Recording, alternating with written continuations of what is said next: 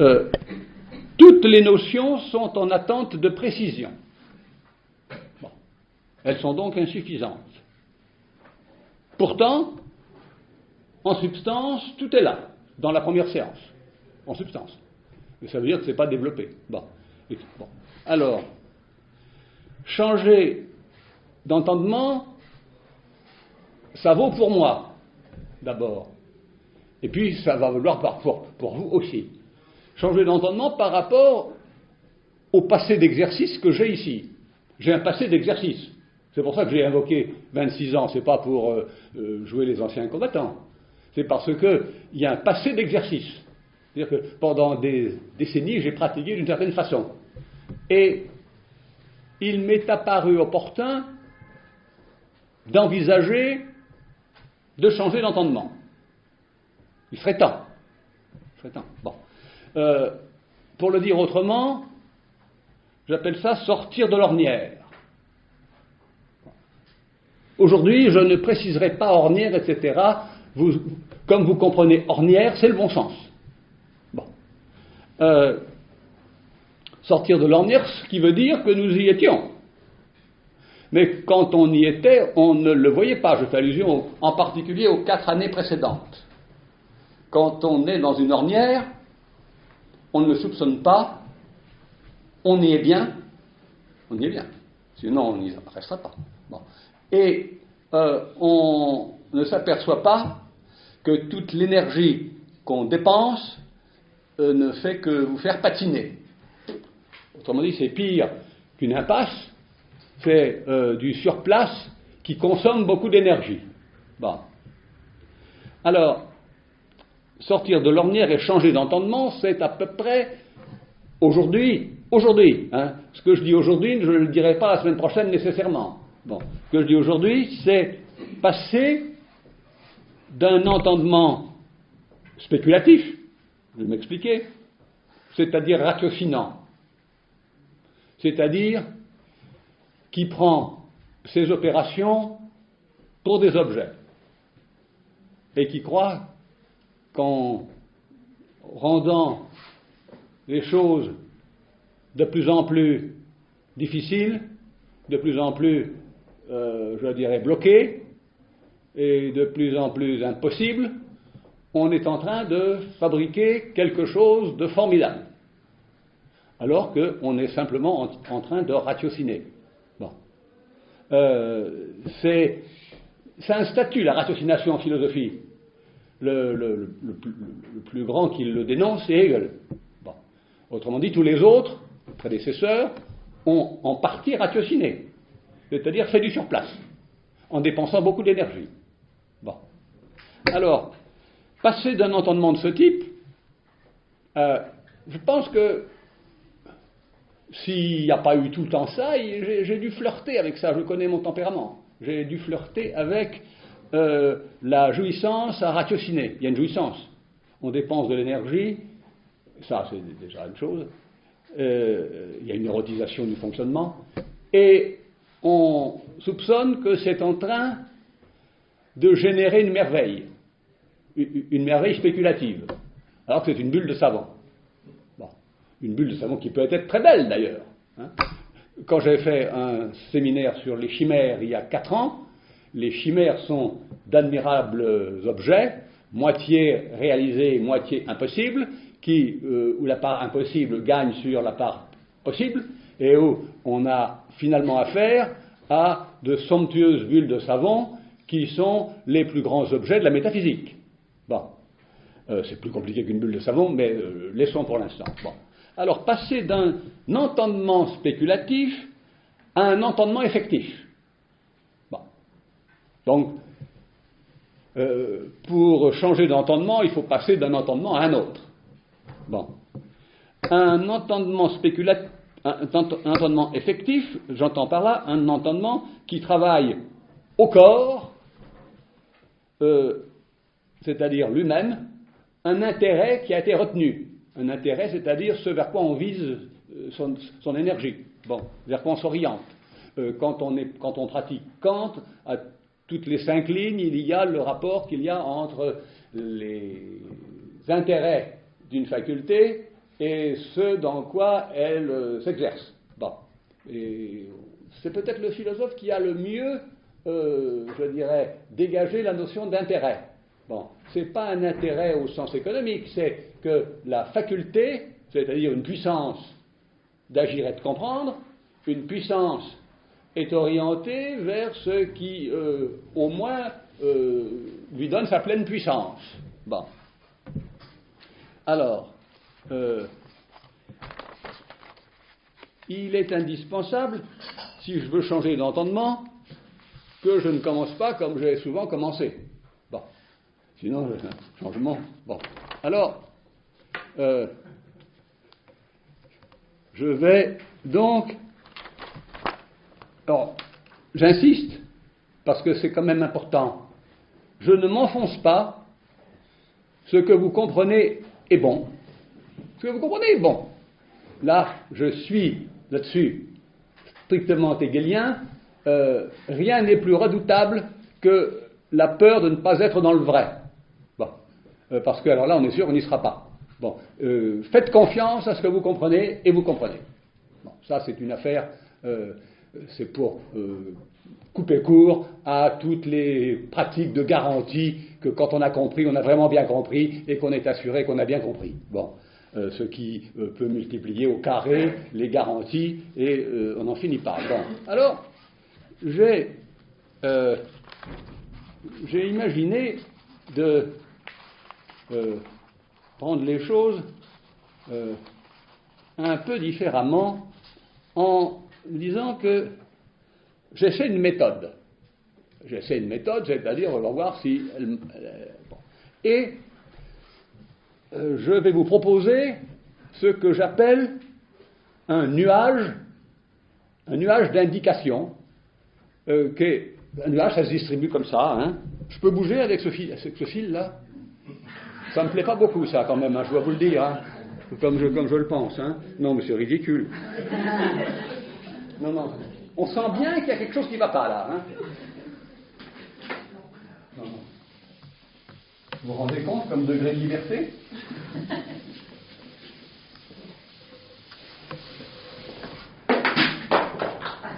Ah. J'appelle nuage qui se distribue comme ça. Hein. Une distribution, comme on dirait, n'importe comment. Bon. Je vais distribuer des notions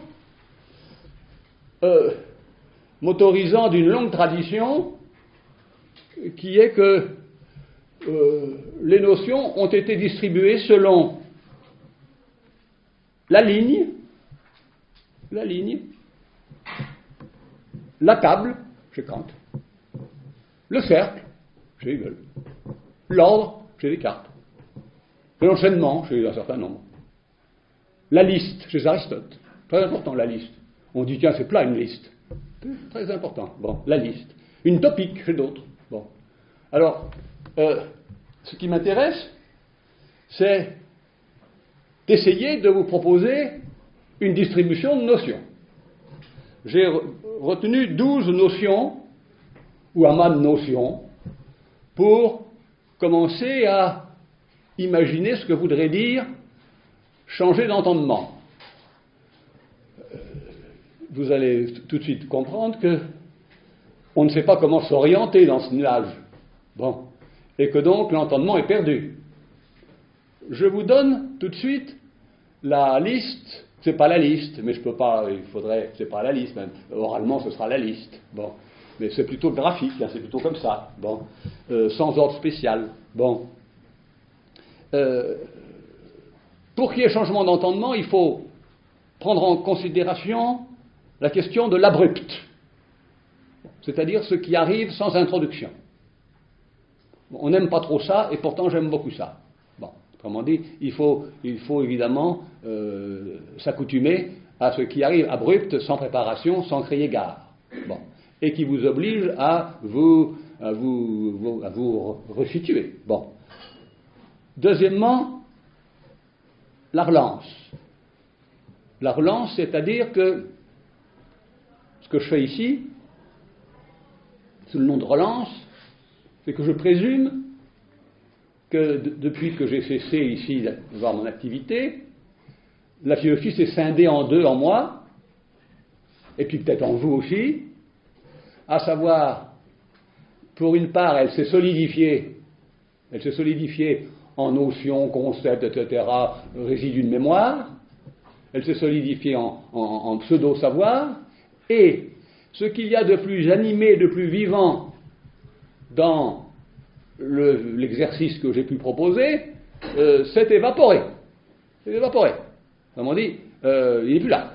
Bon, la vie n'est plus là. Bon. Et relancer, c'est essayer, sur les pas, sur les traces de ce qui reste comme savoir solidifié, essayer de refluidifier tout ça. Bon. Ça, ce serait la deuxième affaire.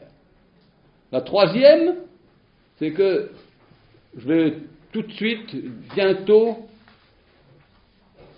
vous mettre au bord abrupt d'un combat. Un combat qui a la dimension de la philosophie elle-même et qui divise en deux, pour moi de façon irréductible. Des philosophes vont me dire, mais non, c'est irréductible. Je ne sais pas. Bon.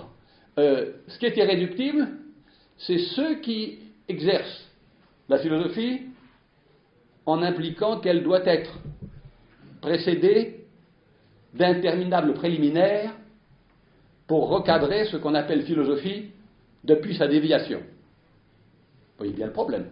Vous laissez en plan la philo, elle dévie, tout dévie en ce monde, hein, tout dévie, tout se corrompt, tout va de travers, tout dévie. Bon. Il y a un clinamen général. Bon. Ça ne va pas droit. Bon. Et par conséquent, si on laisse aller, s'il n'y a pas un surveillant, et pour ça, Platon le sait bien, il faut un surveillant qui surveille que ça arrivera. Bon. Si on laisse aller, ça dévie. Bon. Et cette déviance est matière à ce qui s'appellera, d'une certaine façon, la pré-philosophie, pas l'après, la pré, ce qui est la philosophie antérieure à la philo, qui a le danger, le malheur de verser en avant d'elle-même toute la philo.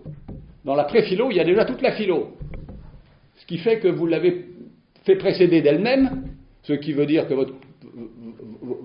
vos manœuvres ne valent rien, et que quand vous passez à la philo, vous ne passez à rien du tout, puisque vous êtes déjà dedans. Bon. Que donc, et pourtant, il y a un statut de la pré-philosophie. C'est-à-dire que je me suis occupé autrefois des prologues de Platon ou des préfaces de Hegel.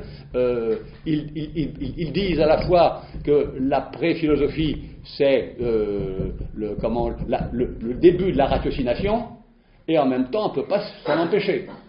À l'opposé, par exemple, d'un style à la Aristote, c'est un accident d'histoire, mais peu importe, où les affaires nous tombent abruptes. Paf, liste des catégories, d'où elles tombent, d'où elles viennent, etc.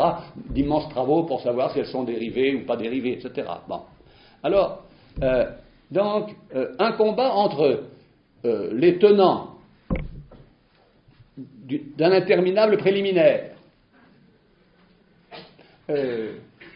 dont un homme comme Husserl n'est pas exempt.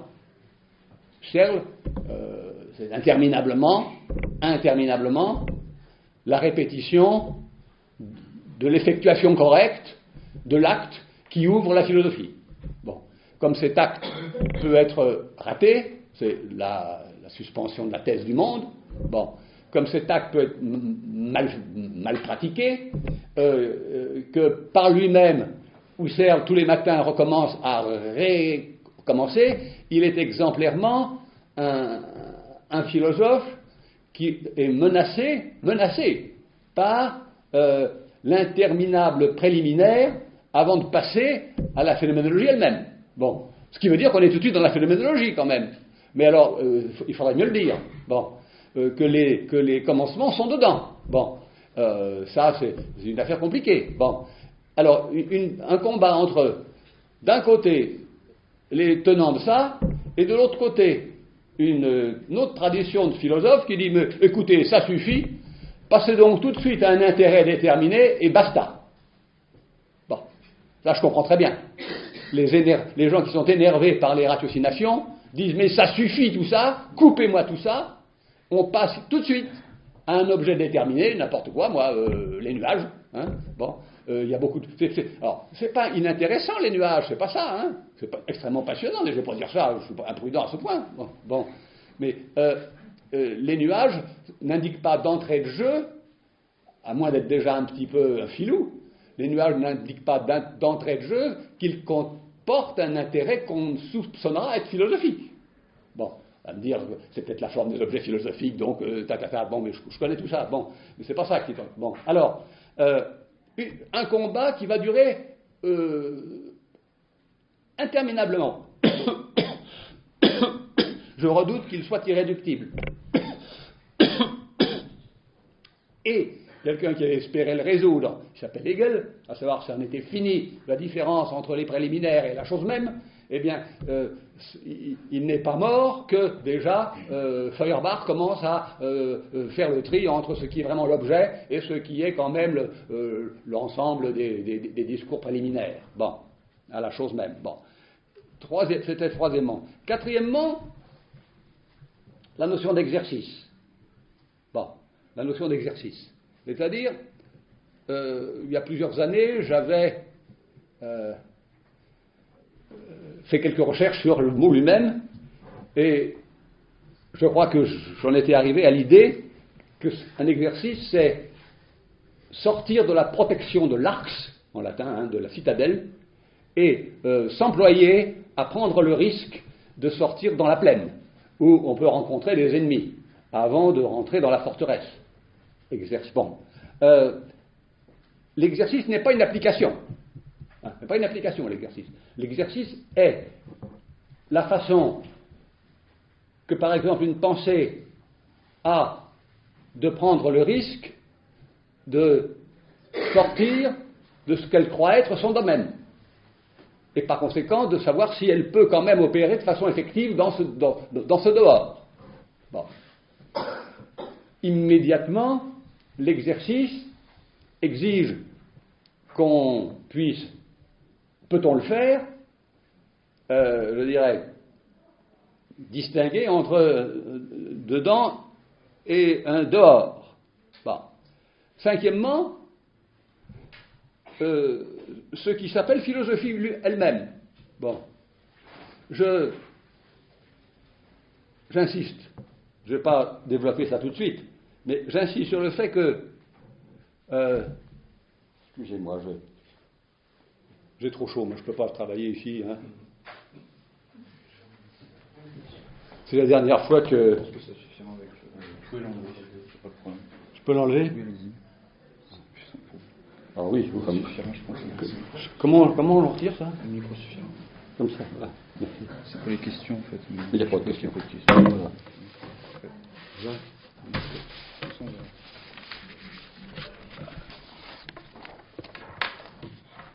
Excusez-moi, il fait très chaud ici. Alors.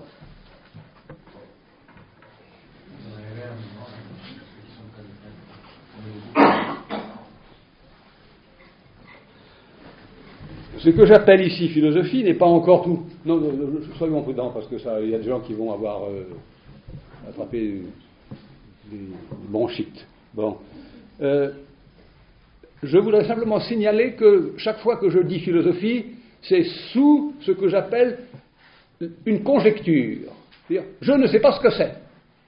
Je ne sais pas ce que c'est. Mais quand j'en parle, c'est sous la conjecture que je crois que c'est ça. Bon. Et c'est très différent de l'identifier. C'est une désidentification immédiate de la philo, puisqu'elle n'est pas identique à sa notion, puisque c'est sous une conjecture. Si, d'aventure, on pouvait honorer la conjecture, alors oui, bon, mais c'est très long, c'est très difficile d'honorer une conjecture, puisque c'est précisément un effort pour lancer au plus loin une possibilité quand même que ça ait du sens. Bon, donc, et j'ai été, je dois dire, obsédé pendant des années par une volonté sans doute imaginaire de vouloir saisir l'en tant que tel de la philo. Bon. C'est très tentant quand même. C'est très tentant. Bon. Compte tenu de toutes les activités périphériques qui s'appellent philosophie, bon, dans les domaines de l'édition, des médias, de la radio, de la télévision, il y a beaucoup de philosophie, et par conséquent, elle est bonne et mauvaise, je ne veux pas juger ça, c'est pas mon problème, hein, mais j'ai été en particulier soucieux les 4 dernières années de mettre sur pied des petits pièges, on ne peut pas dire autrement, des petits pièges, qui étaient tous de la forme contre-expérience, pour essayer de saisir à rebrousse-poil la philosophie quand elle passe, comme un furet, paf, saisi. Bon, et quand l'année dernière déjà, quand je proposais des affaires sur la contre-évidence, alors que d'ordinaire, l'évidence est à elle-même sa propre garantie, si c'est une bonne évidence. Bon, construire une contre-évidence, c'est essayer de voir si, en faisant marcher les affaires dans l'autre sens, on ne saisirait pas quelque chose d'intéressant. Bon. Comme quand j'avais essayé de saisir en montant, il y a 3 ans, une sorte de machine, vous vous rappelez peut-être, une sorte de machine qui était sans moi. Bon, autrement dit, je m'étais absenté, je n'étais pas là, c'était une machine qui marchait à ma place. Bon, c'était ça mon idée. Est-ce qu'une philosophie peut marcher sans celui qui l'a fait marcher? Bon, ben oui, sans doute. Bon, sans doute. C'est même ce qui a été dans le fond, l'apport de Marx. Une philosophie n'a pas besoin de son philosophe. Bon. Et tous les gens qui distinguent une philosophie de l'instance dite philosophe dont on aurait besoin pour faire marcher une philo sont des gens qui sont dans l'ordre, bon, c'est l'orbite, bon, de Marx. Bon. Alors, c'est l'en tant que tel que je vais évidemment ici un peu la saisie de l'en tant que tel qui est sans doute un imaginaire. Bon. Je vous dis tout de suite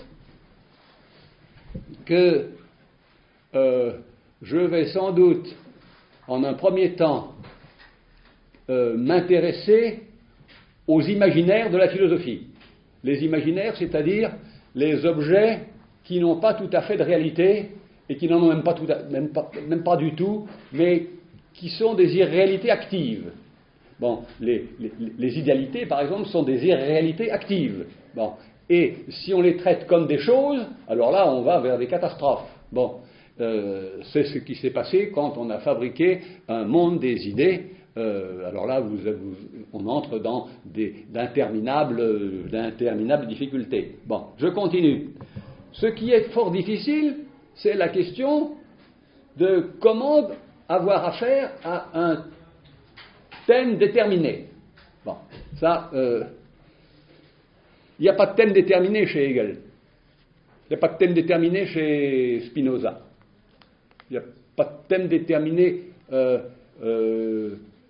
sais pas, bon, bref, bon, je ne vois pas les autres exemples. Bon, un thème déterminé, c'est un accrochage circonscrit qui vous permet d'avoir toujours la possibilité d'une référence à du stabilisé. Bon. Et vous n'êtes pas toujours embarqué dans le mouvement du tout qui est quand même un petit peu ample et un petit peu, je dirais, au-dessus de ses moyens. Bon. Si vous prenez le tout, le processus lui-même, des affaires comme ça, ben vous risquez fort ou bien vous jouez dans la cour des grands, et c'est très bien. Hein, vous pouvez, j'appelle jouer dans la cour des grands, être dans la cour des Hegel, etc. Bon, mais on n'est pas de cette cour-là quand même, il ne faut pas se tromper. Bon, et quand on fait comme ça, je dirais, une façon de de ne pas prendre de thème particulier et qu'on croit que la philo, c'est par exemple, ça c'est la croyance sociale à propos de la philo. La croyance sociale, je vais y venir plus tard, la croyance sociale c'est que la philo se distribue en deux affaires. Premièrement, une construction de système. Ah, vous êtes un homme à système, vous. C'est ce qu'on entend quand on a affaire à des gens qui ont... c'est pas complètement faux d'ailleurs, c'est pas complètement faux car il y a une pulsion de système, hein, mais c'est l'idée que vous êtes un homme à système qui fabriquait à tour de bras des systèmes. Hegel ne fabrique pas de système, il ne fabrique pas, il trouverait ça ridicule. Bon, il dit la philosophie est le système, c'est tout à fait autre chose. Bon, et l'autre bout, c'est que, je le dis d'avance, mais c'est comme ça, vous saurez comment ça se passe, que l'autre bout de la philosophie, quand elle est envisagée par, je dirais, la vox populi, c'est-à-dire la représentation sociale, c'est que ce sont des questions, je dirais, qui dépassent le questionnable. Quand vous questionnez au-delà du questionnable, vous faites de la philo. Bon, mais vous allez dans le mur, surtout. Bon, parce que c'est très mauvais d'excéder ce qui est déjà un début d'hyperbole. Bon. Donc, un thème, ce n'est ni le tout, ni une affaire hyperbolique. Bon. Il faut donc, pour avoir un thème en philo, avoir réduit en soi deux tendances, mais c'est pas tellement facile, vous savez. La tendance à construire du système, c'est tellement facile. Avec blanc et noir, on fait un système du monde, hein. Bon. Et puis deuxièmement, tellement tentant de questionner l'inquestionnable. Bon. Heidegger s'y connaissait très bien dans questionner l'inquestionnable.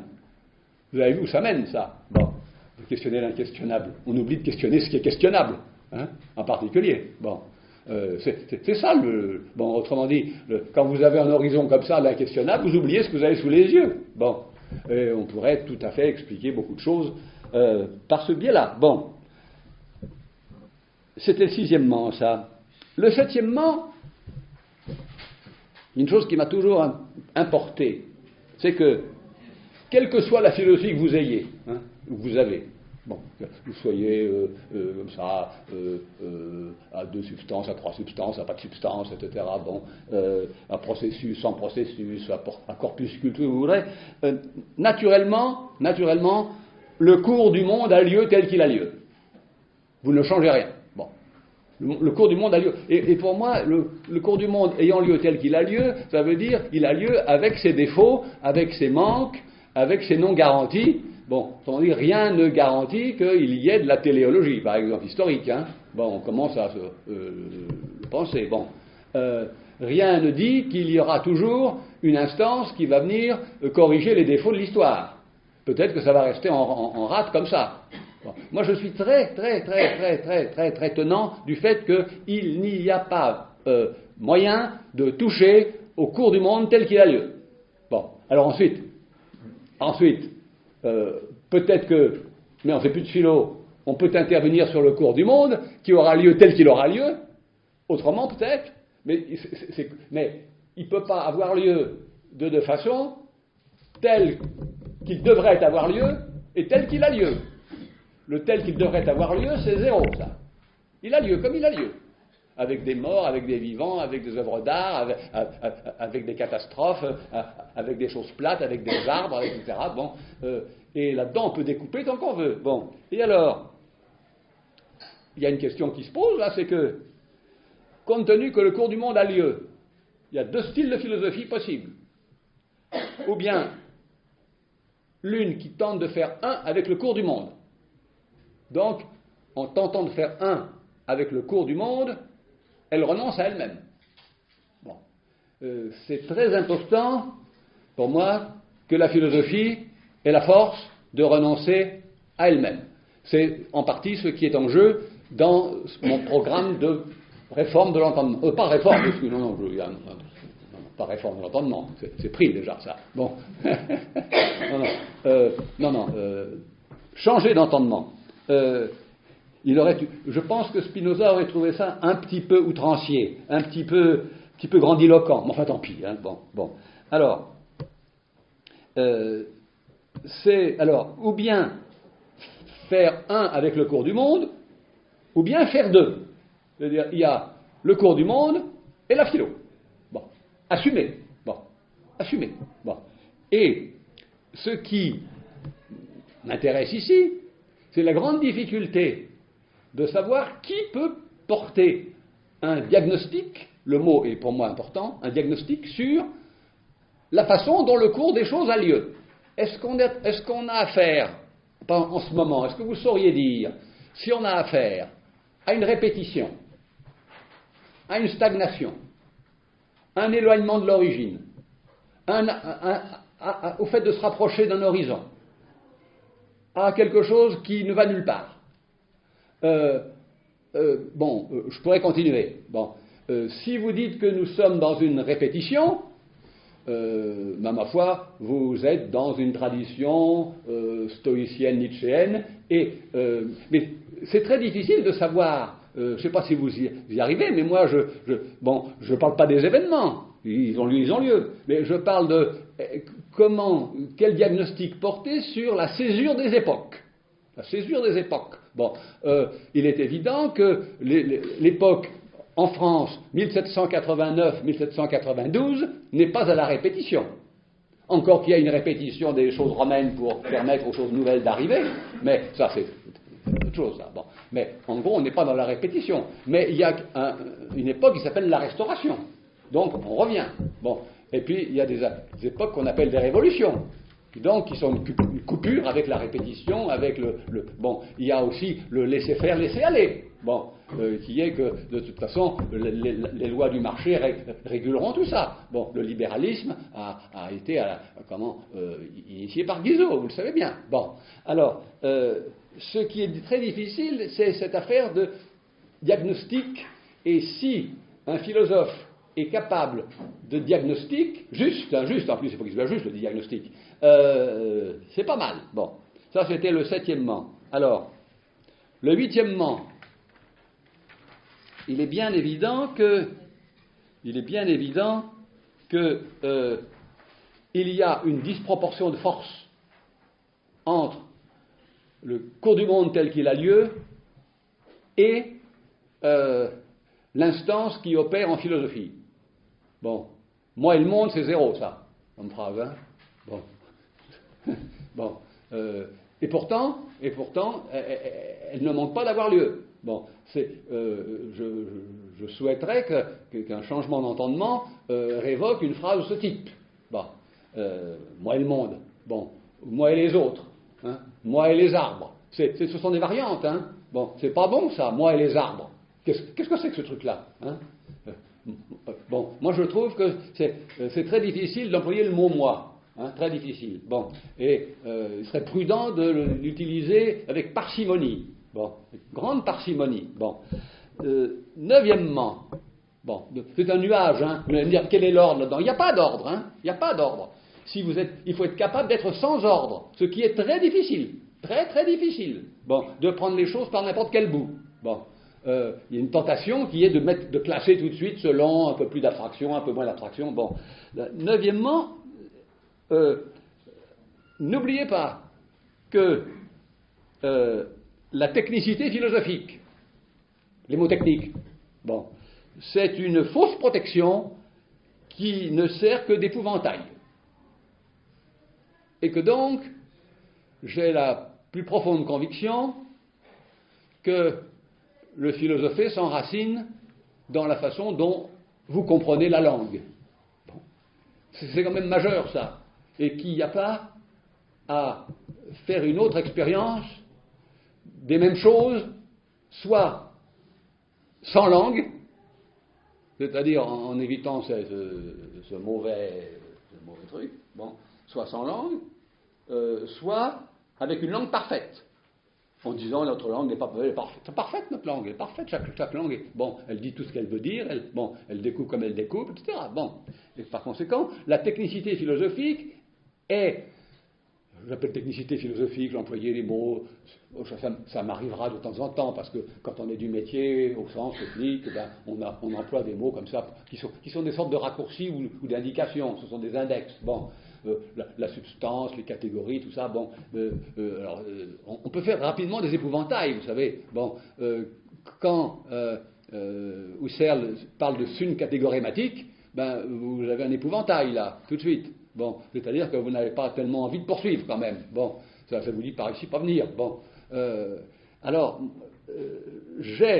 c'est pas. Alors, évidemment, ici, il y a toujours une menace qui est d'être, je dirais, dans une espèce de facilitation un petit peu exagérée et qui est un petit peu qu'on peut un peu redouter. Non, je pense qu'il faut contenir au maximum la technicité parce qu'elle a joué de très vilains tours et que je m'étais imaginé il y a quelques décennies un colloque entre cartésiens ou entre kantiens, n'importe quoi, hein, qui savent très bien le kantien, la langue kantienne. Hein. Ils ne savent pas de quoi ça parle, mais ils parlent très bien le kantien. Ils ne savent pas de quoi ça parle. Bon. Eh bien, on peut tenir un colloque formidable où les kantiens se répondent aux kantiens. On ne sait pas de quoi ils parlent, mais s'ils sont pertinents, s'ils ont bien appris la langue, ils répondent comme il convient, dans une langue qui pense comprendre, et je dois ça quand même à deux sentis. Entre autres, ici, nous sommes quelques-uns à avoir pratiqué deux sentis et à avoir été proches. Il m'a éclairé beaucoup un jour où il me dit faut distinguer chez Spinoza le fait que ce dont il parle égale X, il en parle en termes de substance. Mais on pourrait en parler en d'autres termes. Alors, De Santi avait essayé d'en parler en d'autres termes et il n'y est pas arrivé. Il m'avait dit, j'ai essayé de démontrer autrement les théorèmes et je ne suis jamais arrivé à les démontrer autrement. Un théorème qu'on ne peut pas démontrer autrement, est-ce un théorème? Je ne sais pas. Bon, mais enfin, il jugeait que non. Bon, et que par conséquent, c'est pas si facile que ça de dissocier le fait que un homme comme Aristote, par exemple, parle de la façon dont les choses singulières exercent ce qu'elles sont. Un arbre, ça pousse, un homme, ça parle, une cité, ça marche. Bon, et c'est ça. Bon, voilà ce dont il parle.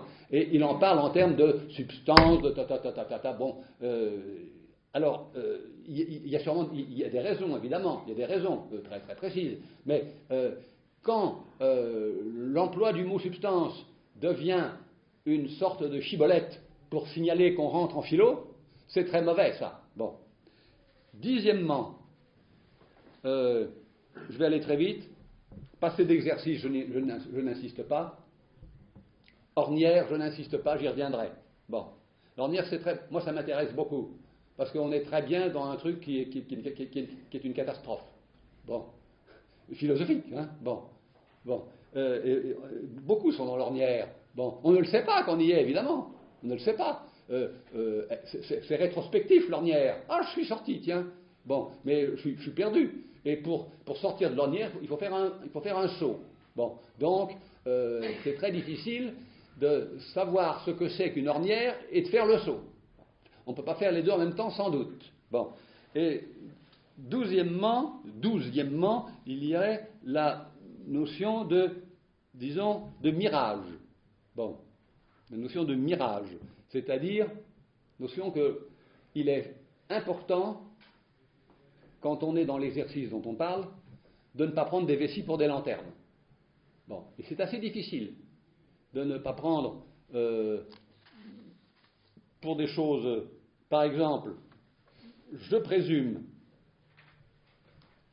que chaque fois que j'ai voulu saisir la philosophie en personne en tant que telle, dans sa pureté, isolée. J'ai dû céder à un mirage. Bon. Mais qui ne cède pas à un mirage, et ne cède à aucun mirage, ne fait rien. Il est peut-être tout au plus un cynique. Bon. Les cyniques sont peut-être cette catégorie de philosophes qui ont pris le parti de ne jamais céder au mirage. Reste à voir. Reste à voir. Bon. Je précise que j'ai mentionné au passage toute une série de faux pas. Hein? Bon, plein de faux pas. Bon, c'est bourré de faux pas la philo. Bon. Il aurait été préférable de ne pas les faire, vous allez me dire. Et que donc, on rectifie la chose en coupant à travers les faux pas, et on a une philosophie où il n'y a pas de faux pas. Ça ne va pas du tout. Les faux pas comptent en philo. Ils comptent, il faut les faire, et il faut les rectifier. Bon, ça fait deux choses, ça. Bon, les faire implique de l'énergie aveugle, et les rectifier implique de l'énergie éclairée. Bon. Faire un faux pas, ça implique qu'on a été séduit, attiré, sollicité, qu'on est sous un charme et sous une excitation, bon, qui vous entraîne. Bon, par exemple, l'hyperbole qui est quand même l'un des grands ressorts de la construction des notions philosophiques. Si on poussait au bout le truc, on le pousse au bout, au-delà du bout. Bon, l'hyperbole, c'est une figure de rhétorique, bien sûr, mais c'est aussi une façon disons, de prendre les limites avec liberté et avec, je dirais, un petit peu de façon cavalière. Bon, c'est pas si sûr que ça que l'on puisse excéder toujours, que l'excès soit toujours une qualité. Hein. Bon, alors, j'aurais à revenir sur cette affaire de faux pas, mais l'entendement que je préconise, je ne sais pas ce qu'il est, hein, je ne sais pas du tout ce qu'il est. Il y a celui que j'ai exercé, il y a celui que j'ai exercé et qui sent que, je dirais, il y a quelque chose qui frémit et qui va se casser là-dedans. Bon, donc il faut quitter le bateau avant que ça se fracasse. Bon, donc c'est pour ça que j'ai intitulé ça changer d'entendement. Bon, je ne sais pas du tout où je vais atterrir, pas du tout, hein. Un tout petit peu pour la suite, mais je ne sais pas, dans 15 séances, je ne sais pas où j'en serai. Bon, il se peut que je n'ai pas fait un pas, ce qui serait évidemment le faux pas absolu. Bon, il se peut que là, il y a une affaire qui est majeure pour moi, c'est la différence qu'il y a entre exécuter, que ça ait lieu, et annoncer, dire, commenter que ça a lieu, et parfois rien n'a lieu. Bon, passez à l'action. Ben oui, allez-y, mais c'est pas la peine de le dire. Passez à l'action. Bon, la phrase est toujours une façon de retarder. Je me souviens d'un dialogue entre Derrida et puis c'était dans 70, hein, il y avait encore beaucoup de tenants des analyses marxistes qui disaient mais tous vos propos, et il n'avait pas vu encore le dernier Derrida, tous vos propos, pourtant il avait tort le gars, parce que les premiers Derrida ne retardent pas trop. Bon, mais je me rappelle très bien, il y avait un débat, c'était à la rue d'Ulm. Tous vos propos ont pour caractère de retarder le passage à l'action. Bon. Et Derrida répondant, mais mon cher, dès qu'on parle, on retarde. Donc parler, c'est retarder. Bon, par rapport à... Alors, est-ce que parler, c'est parfois faire avancer ? Il ne l'envisageait pas sur ce moment-là, mais c'était polémique la réponse. Hein. Alors, j'avance un peu. Je fais l'hypothèse qu'on est au sein de cette configuration-là. Hein. On est au sein de ça. Hein. Bon, on est là-dedans. Bon. Vaguement désorienté. Et qu'on souhaiterait se diriger vers un intérêt digne d'intérêt. Alors il y a deux familles d'intérêts, ce sont des intérêts. Hein. Bon. Il y a les intérêts par soi, c'est-à-dire que vous n'avez pas besoin de légitimer que vous allez parler de la vérité. C'est légitimé par soi. Bon. Il est toujours opportun de parler de la vérité, de la justice, du bonheur, etc. Toujours opportun. Bon. Et par conséquent, il n'y a pas moyen, là, de biaiser. Bon. Et puis, il y a des intérêts immotivés. Bon, vous pouvez avoir des intérêts majeurs. Bon. D'ailleurs, c'était, je dirais, la force inouïe de quelqu'un comme Foucault, c'est qu'il était d'une constitution, je ne sais pas comment dire, qui lui faisait avoir des intérêts multiples, extraordinairement ancrés. Bon, je relisais récemment un truc parce que je dis toujours comme exemple, je pourrais m'occuper de géographie. J'y connais rien en géographie, hein, c'est évident. Au sens propre, j'y connais rien. Bon, c'est ridicule. Bon, et par conséquent, tous les propos que je peux tenir sur la géographie, c'est des propos de rien. Bon, fait mieux de se taire là. Bon, sauf de parler dans la vie. Bon, et il y a un article de Foucault devant une société de géographes où il dit la géographie est essentielle dans ce que je fais. Bon, et par conséquent, son intérêt pour la géographie, qui paraît un intérêt déterminé, c'est sa force à lui, d'avoir un intérêt déterminé qui n'est pas par soi, parce que c'est pas par soi qu'on s'intéresse à la géographie quand on fait de la philo. Bon, tandis que c'est par soi qu'on s'intéresse à la substance quand on fait de la philo. Bon, on peut ne pas s'en occuper, mais on peut toujours s'occuper de la substance. Bon, je me souviens que c'était le classement des types de dossiers au CNU, quand j'y étais, il y avait les choses qui allaient de soi. Bon, c'est-à-dire quelqu'un qui s'occupait je sais pas moi, d'écarter la matière. C'est toujours pertinent à tout moment, à tout espace, tout moment. Bon, il y avait les objets épistémologiques, c'est-à-dire à l'époque 70, 80, on faisait l'épistémologie. Et puis troisièmement, la catégorie la plus dépréciée, qui était les curiosa. Le nom signale bien ce qu'il s'agit, c'est-à-dire tous les intérêts bizarres. Et j'avais eu à faire un rapport sur un travail, je me rappelle encore, qui était du rapport du meuble et de l'immeuble. Bon, oui, c'est pas l'immeuble, c'est ce qui n'est pas mobile. Hein. Bon, le meuble, c'est ce qui est mobile. Bon, les biens meubles et les biens immobiles. Bon, les biens immeubles. Bon, c'était pas idiot. Eh bien, c'était considéré. Ou encore, par exemple, je me souviens aller au collège de philo, un gars qui avait proposé un truc sur l'emballage. Bon, ça paraît curieux l'emballage, hein. On dit oh, l'emballage, qu'est-ce que c'est que ça? Bon, mais ça va du l'emballage au sens où vous le connaissez, à la façon d'envelopper, par exemple, pour les mettre en dehors de toute contamination, les déchets nucléaires. Comment emballer les déchets nucléaires? Et donc ça devient un problème très sérieux. Et qu'est-ce que c'est que la rhétorique, sinon emballer des choses pour que ça passe? Bon, et par conséquent, l'emballage est une affaire majeure. Bon, mais on ne le voit pas tout de suite. On se dit, tiens, l'emballage, c'est très déterminé, ça. Alors, c'est pas si facile que ça de savoir quand on a affaire à un sujet déterminé et qui peut rapidement se révéler extrêmement large. Bon, alors, je disais qu'on souhaiterait se diriger vers un intérêt qui est d'abord plutôt inapparent. Je donne mes préférences à moi. J'aime bien que les intérêts soient les vrais, ceux qui vont devenir décisifs soient d'abord un peu inapparents, c'est-à-dire qu'on ne les remarque pas tout de suite. Bon, qu'on ne les remarque pas tout de suite. Bon, qu'ils sont petit à petit mis en lumière,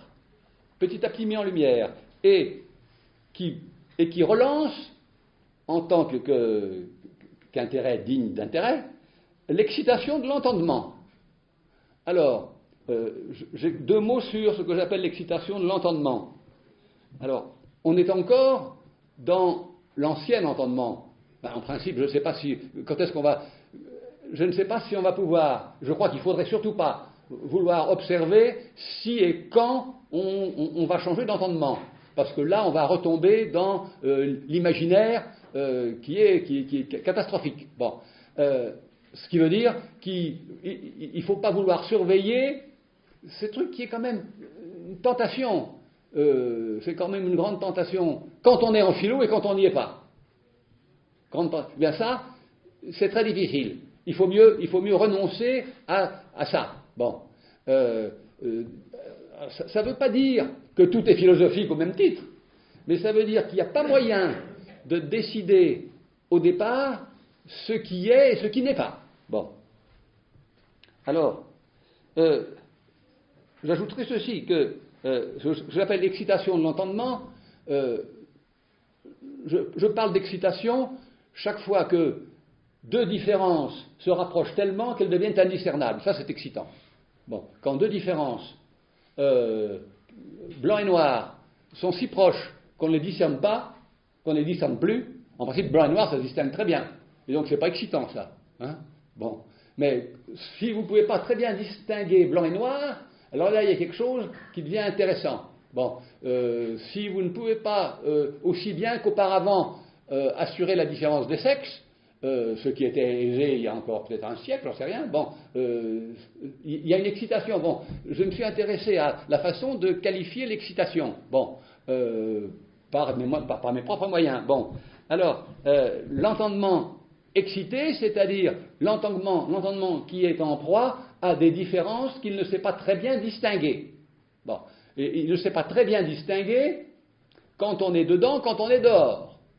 D'où évidemment une prévalence d'intérêt pour moi avec toutes les notions de seuil. Bon, car les seuils sont évidemment des situations tout à fait spéciales qu'on ne peut pas à la fois franchir et examiner. Bon, que c'est très difficile de savoir si on franchit, quand on franchit, comment ça se franchit. Bon, et que le seuil est généralement rétrospectif, et que toutes les notions de jointure, d'articulation, toutes les notions de cette nature ont un intérêt, c'est qu'elles obligent à renoncer à vouloir saisir en même temps ce que c'est que comprendre l'affaire, une jointure, et faire jouer son rôle à la jointure. Bon, ça se joue indépendamment de nous. Bon, les seuils se franchissent indépendamment de notre surveillance. Bon, c'est pour ça qu'une frontière n'est pas un seuil. Hein. On peut surveiller une frontière, mais ce n'est pas un seuil. Bon, alors, je continue un petit peu. Alors, nous sommes un peu désorientés avec la... Bon, aujourd'hui ça va un peu lentement, parce qu'il faut mettre les choses en place. Je prends un peu de vitesse plus tard. Bon, je dirais que sous la conjecture de philosophie, j'entendrais précisément la corrélation sous la conjecture de philosophie. Bon, quand on a affaire de la philo. Bon, j'entendrais la corrélation encore indéterminée entre un intérêt par soi, un intérêt qu'on a fini par qualifier de par soi, et un entendement en train de se réformer ou de se transformer. Je ferai 3 remarques qui sont des remarques incises. Je suis très sensible aux activités sous conjecture, c'est-à-dire que à charge de confirmer interminablement si c'est bien ça dont il est question. Imaginez qu'un géographe, précisément, soit trop travaillé par un mauvais génie philosophique et qu'il veuille pratiquer de la géographie sous conjecture. Bon, alors, il va se dire, c'est peut-être Madagascar. Bon, vous sentez bien que si vous commencez comme ça, vous n'allez pas aller loin. Bon, si vous faites, il est évident qu'il y a une positivité du donné là-dedans, et que si vous faites de la géographie, vous allez sans doute rencontrer le statut de Madagascar, je ne sais pas comment. Hein, bon, et par conséquent, si vous mettez ça sous conjecture, bon, il y a des activités qui ne le sont pas du tout. Bon, il y en a qui le sont. Vous ne savez pas, quand vous avez été en analyse, si vous avez fait une analyse ou pas. Est-ce que c'en était une ou pas? Bon. Je ne dis pas réussi ou pas réussi, hein, ça c'est encore une autre question, mais est-ce que c'était vraiment une analyse ou toute autre chose? Bon. Quand vous enclenchez une action, c'est évidemment sous conjecture de résultat. Comment voulez-vous une révolution qui n'est pas sous conjecture? Peut-être que ça va aller pas trop mal, peut-être que ça va foirer. Bon, il est évident que une œuvre, un geste d'œuvre, quelle que soit la nature de l'œuvre, est sous conjecture, c'est-à-dire que vous ne savez pas, ça ne veut rien dire de savoir d'avance si c'est ou pas une œuvre d'art. Bon, ça ne veut rien dire. Bon, et que par conséquent, il y a beaucoup d'activités sous conjecture. Bon, et que par conséquent, on n'a pas été très habitué à ça. On a plutôt été habitué à des qualifications, je dirais, extraordinairement nettes. Bon. Donc, je serais souvent amené à requalifier le changement d'entendement comme une familiarisation avec les activités sous conjecture. Quand on fait une analyse, il faut avoir changé d'entendement. Ça, c'est sûr. Bon. C'est-à-dire, il faut absolument avoir renoncé à trancher pour savoir si on va mieux ou on va moins bien, si on est guéri ou pas guéri, tout ça c'est des mots absolument inopportuns. Bon. Si c'était un bon analyste ou un très mauvais, bon, etc., etc. Bon. De la même façon, quand vous avez une activité où il y a de la productivité qu'on dira artistique, il est indispensable de renoncer, sous peine de se stériliser, à savoir si c'est vraiment une œuvre d'art. Bon, et par conséquent, il y a un certain nombre d'activités qui sont sous conjecture. Et la philo est exemplairement sous conjecture, comme les trois que je viens de présenter. Bon, et alors, ça veut dire qu'elle ne dispose pas d'évidence. Bon, donc, brusquement, c'est sous conjecture d'évidence. Bon. Bon, c'est-à-dire que ce n'est pas une évidence, du coup. Hein. Bon, c'est comme ça. L'avantage, si on peut dire, de changer d'entendement, c'est que on devient beaucoup plus tolérant à une incertitude des choses qui permet de dire, ben, c'était peut-être ça, et peut-être une troisième chose. Bon. Et que, dans le fond, ce qui est très mauvais, c'est de vouloir surveiller au fait à fait et au jour le jour si ça progresse ou pas. Bon, ça c'est très très très mauvais, ça, de vouloir. Bon, en général, la surveillance est très mauvaise. Hein, la surveillance est très mauvaise. Bon, c'est très mauvais d'être surveillé, c'est très mauvais de surveiller. Bon, et la philo a été très contaminée par un idéal de surveillance. Bon, très contaminée par un idéal de surveillance. Bon. Et c'est pour ça que ce que j'appelle un changement d'entendement, c'est envoyer, promener d'une certaine façon la surveillance du c'est bien ça. Bon. Bon. C'est très important d'en finir avec le c'est bien ça. Bon. Deuxièmement, je suis très sensible à ce que j'appelle le passé d'exercice. Autrement dit, je vais le donner sur un exemple très simple. Bon, un menuisier qui a 30 ans de métier m'intéresse. Parce qu'il a du passé et il va m'apprendre des choses. J'en suis sûr. Bon. Et donc, je sais que je ne perdrai pas mon temps avec un menuisier s'il est un peu malin. Je ne perdrai pas mon temps. parce qu'il a un métier, une expérience, quelque chose il a éprouvé des résistances, il a dû trouver des biais, il a dû trouver, etc. Bon, et il les a dans les doigts. Bon, ça m'intéresse. Bon, ça m'intéresse beaucoup plus qu'un palabre sur le bois, etc. Bon, alors, troisièmement, il y a une chose que je voudrais faire remarquer, c'est que dans tout ce que je dis là, cette distribution-là, il y a un danger, c'est celui de la culture. La culture, c'est, pour moi, l'intermédiaire entre la compétence du menuisier, dont je parlais tout à l'heure. Il a une compétence, c'est-à-dire qu'il peut produire, et la productivité, elle a un grand avantage, c'est qu'elle est à soi-même sa propre garantie. Bon.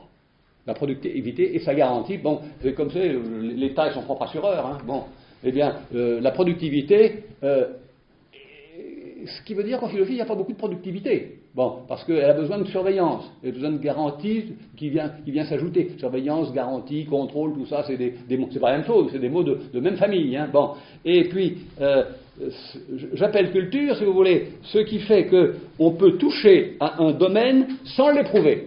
Bon, je prendrai un exemple. Hegel est un homme de culture, immense culture. Il le dit carrément dans une lettre où il demande s'il ne pourrait pas être pris comme professeur en Hollande. Et il dit je connais à peu près tous les chefs-d'œuvre. Il n'y va pas.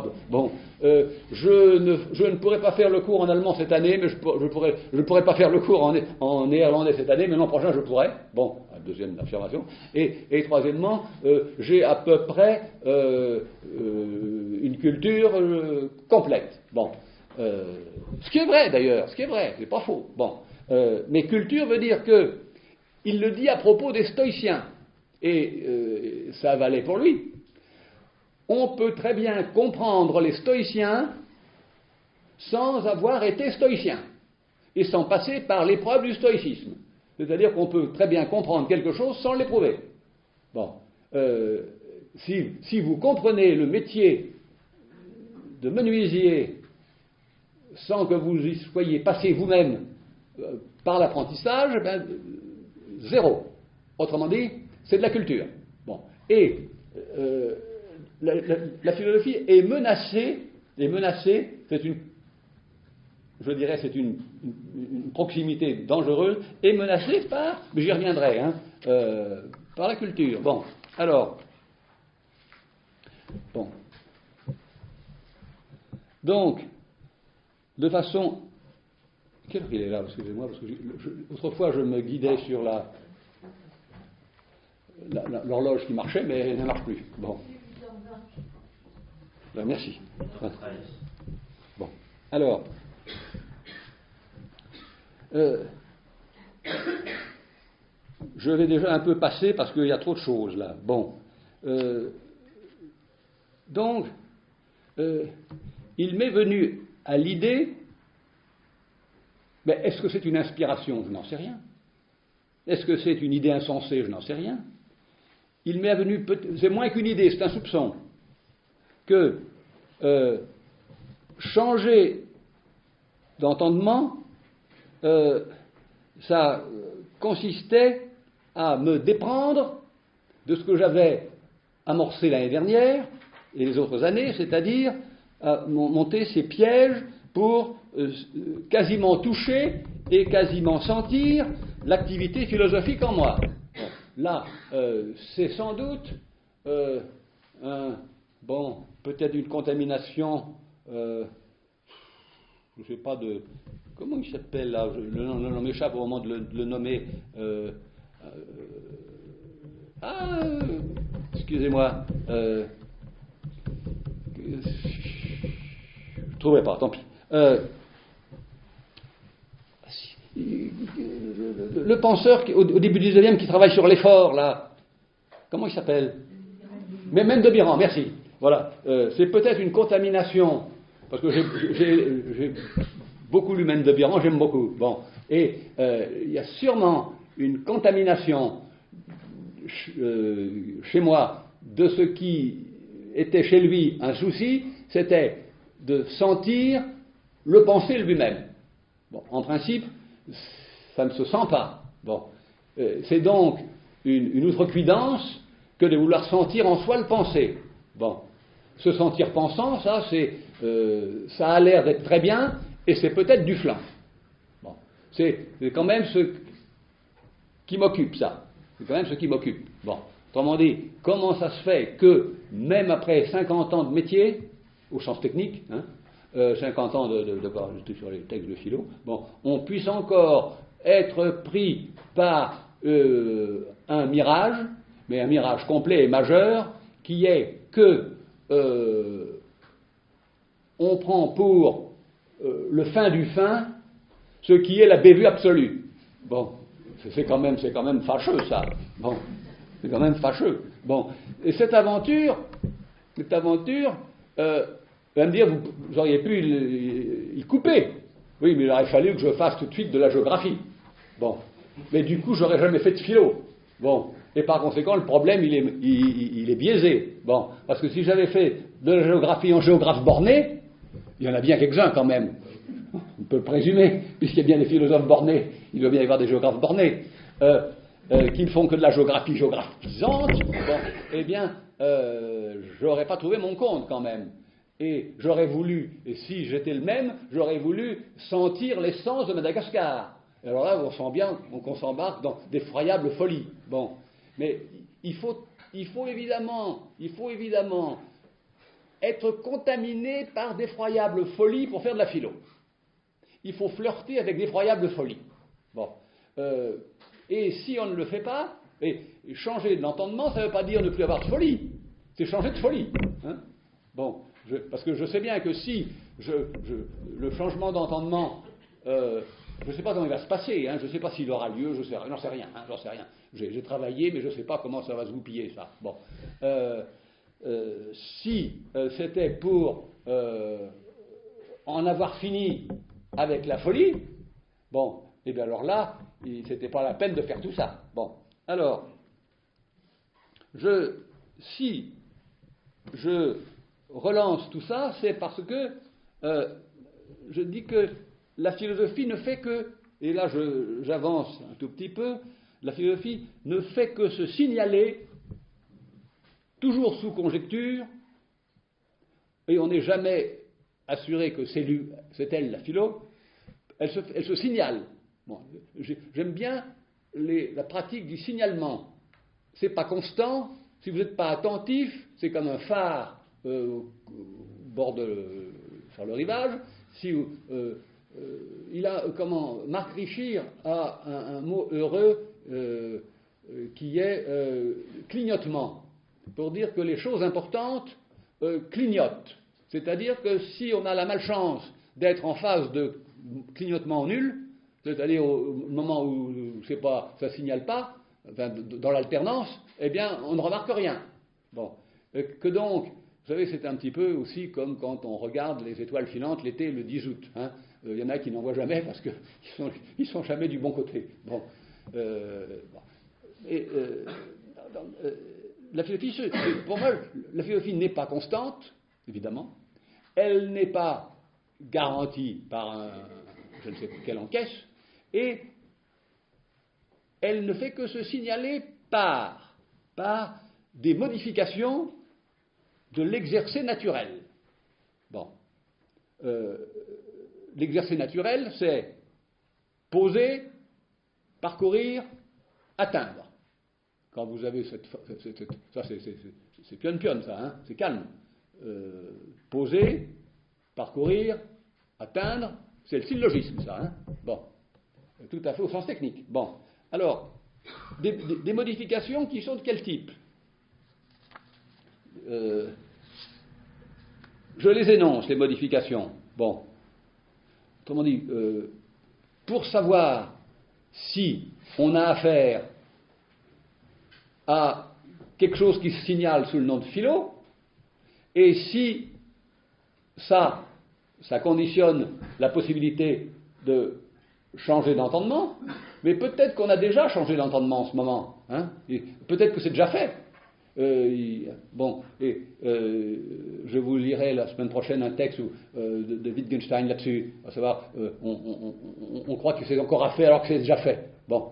Et par conséquent, peut-être que l'entendement, on a déjà changé, rien qu'avec l'idée qu'il fallait en changer. Bon, c'est possible. Alors, la modification qui est apportée à l'exercer naturel, vous vous levez, vous marchez, vous faites vos activités quotidiennes, là-dedans, il y a peut-être de la philo qui passe, mais l'exercer est accompli selon un enchaînement qui est plutôt posé, parcourir, atteindre.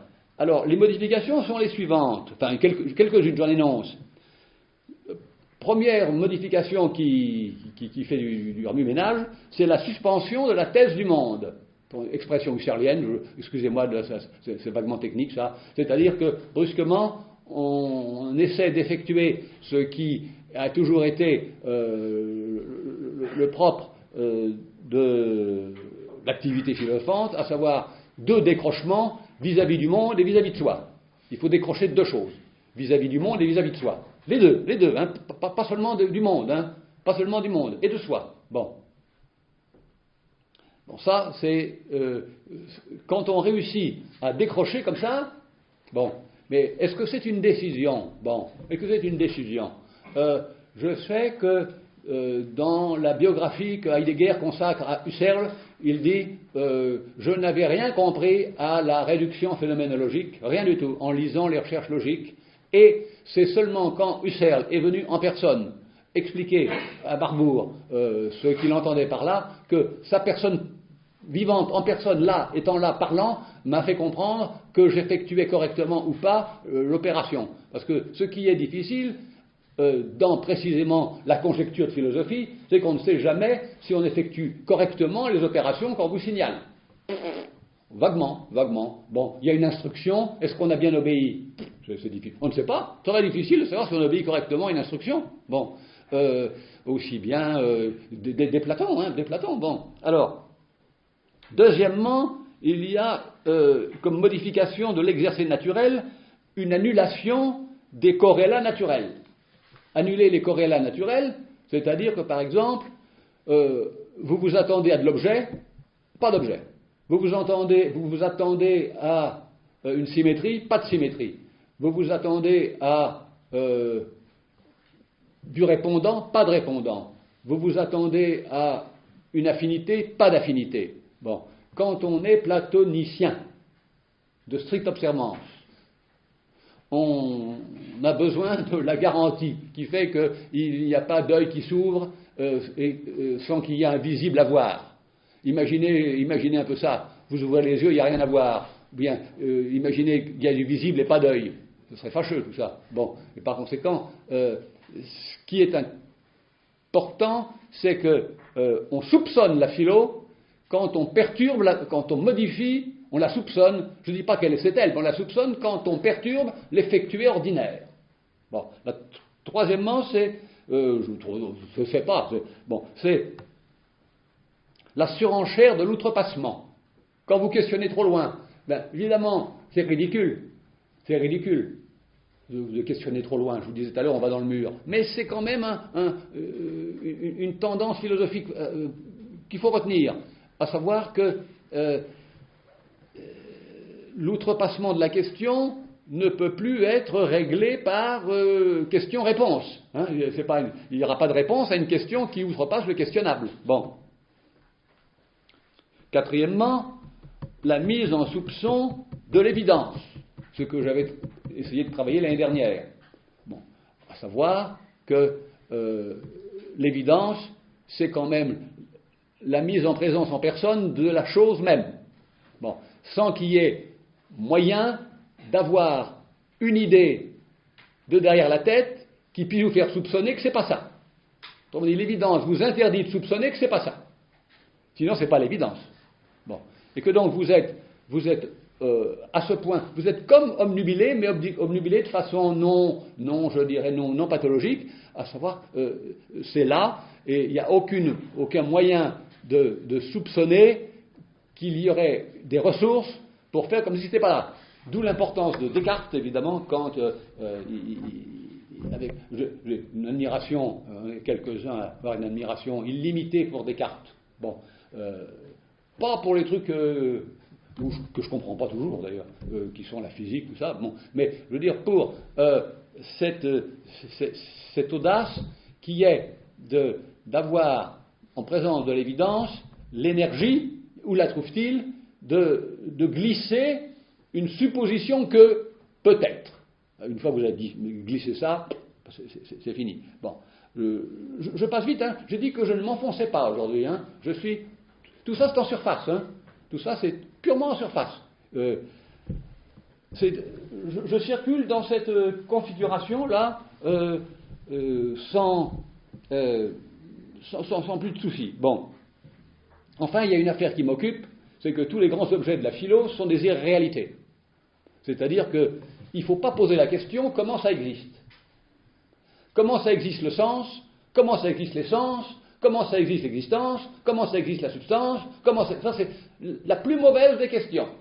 Autrement dit, comment existent les nombres, ouh là là. Bon, si vous posez ces questions, vous vous engagez dans des apories redoutables, et vous allez construire soit des nombres de nombres, soit vous aurez besoin d'un garant qui vous va vous assurer que le troisième nombre suffit. Bon, c'est-à-dire qu'il est indispensable de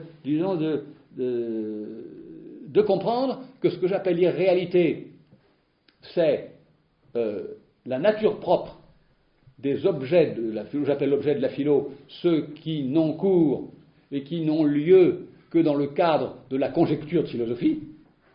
Par exemple, l'idéalité n'existe pas.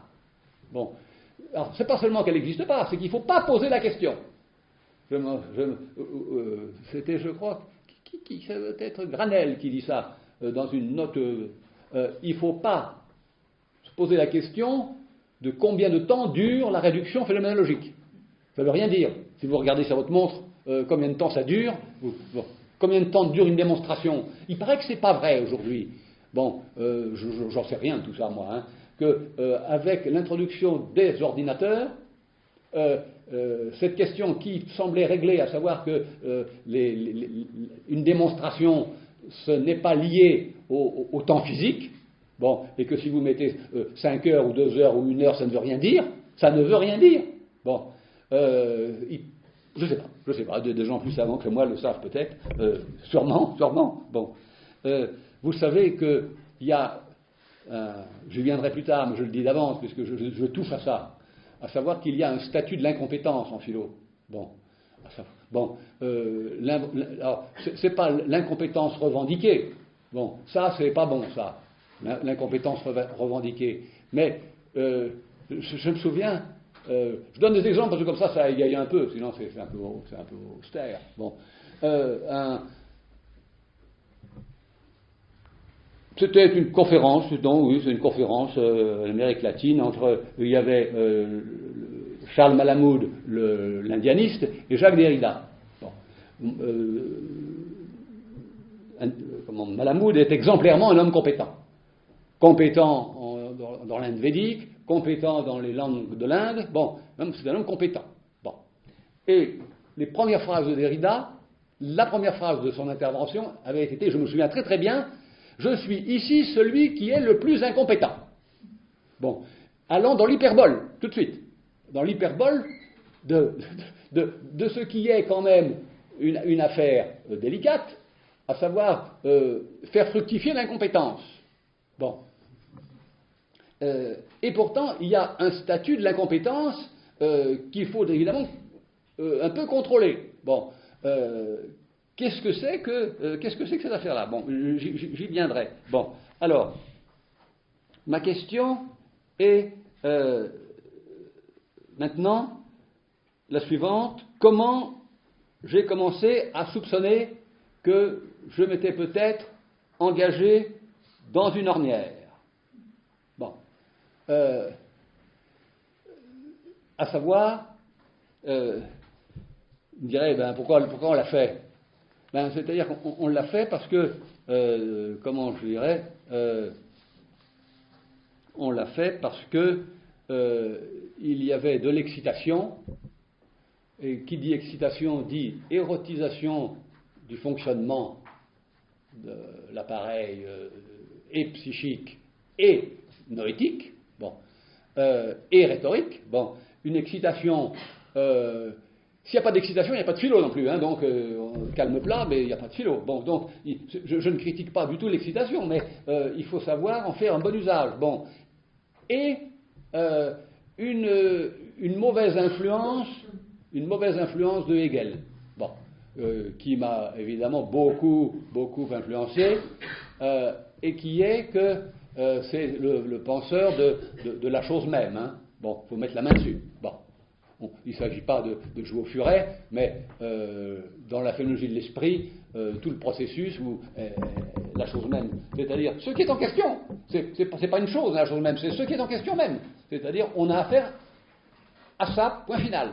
Bon, la Révolution française, c'est la Révolution française, c'est pas autre chose, hein, c'est pas une construction. Bon, j'ai sans doute été pourquoi je dis tout ça? Pourquoi c'est une espèce de...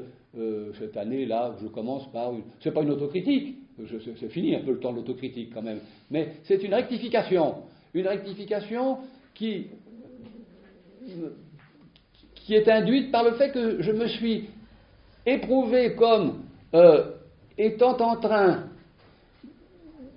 d'aggraver une répétition qui signalait que cette répétition était stérile. Et par conséquent, vous savez, il y a une petite nouvelle de Kafka, il y a un chat et une souris là-dedans. Et il y a la souris, elle essaie de se barrer, elle est coincée dans un mur, entre deux murs comme ça, elle est là-bas dans le coin, et le chat... le chat dit à la souris, je me rappelle encore la fin de la petite nouvelle, maintenant, tu n'as plus qu'à changer de direction. Bon, elle ne peut plus changer de direction, elle va être bouffée. Bon. Et donc, je me suis dit, il est temps d'appliquer à moi-même l'instruction de Kafka, à savoir, il est temps de changer de direction, avant d'être dans le coin. Bon, et par conséquent, il faut penser comme ça, qu'au sein même de ce qu'on croit être le mieux, il y a peut-être une bévue. Bon, et c'est ce qui m'amène à imaginer cette affaire d'ornière. Bon. Alors, là, je passe un peu et je viens à un deuxième nuage. J'ai trois nuages en projet. Bon.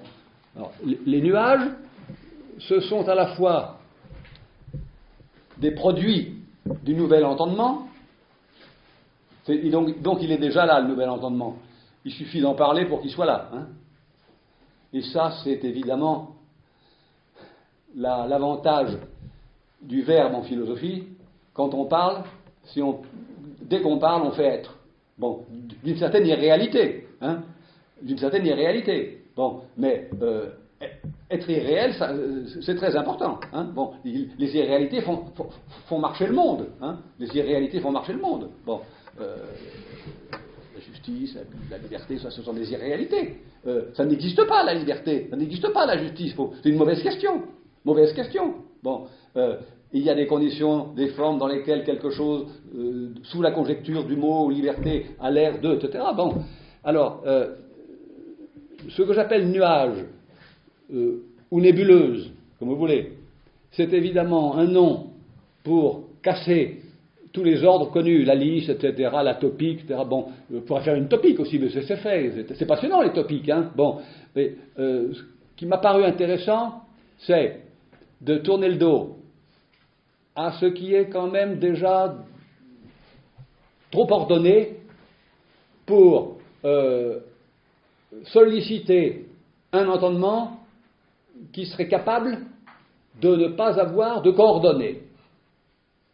C'est-à-dire, nous avons coordonnées temporelles, coordonnées spatiales, coordonnées catégoriales, coordonnées syntaxiques, coordonnées perceptives, coordonnées langagières, etc. Bon, savoir que nous savons, en principe, l'entendement assure la convergence des coordonnées. Bon.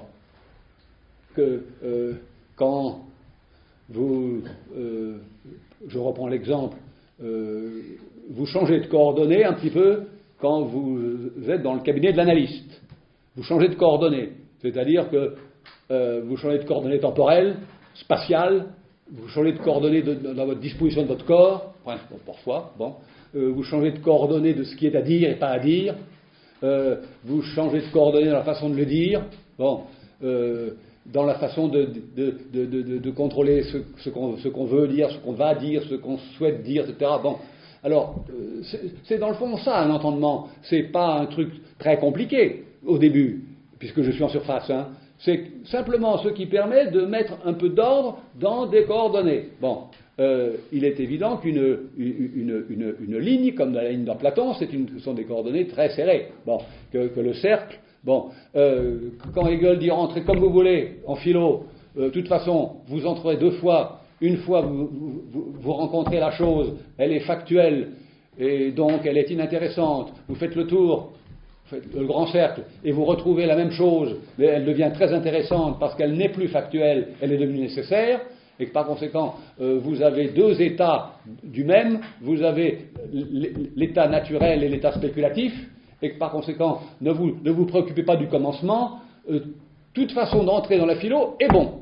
Bon, donc il envoie promener le problème du commencement. Bon, par conséquent, c'est un ordre extraordinairement assigné, ça. Il faut, une fois que vous êtes sur le cercle, il faut obéir complètement à la contrainte de l'enchaînement. Bon, il est évident que là, ce qui est mis un peu à mal, c'est d'une certaine façon les contraintes de l'enchaînement.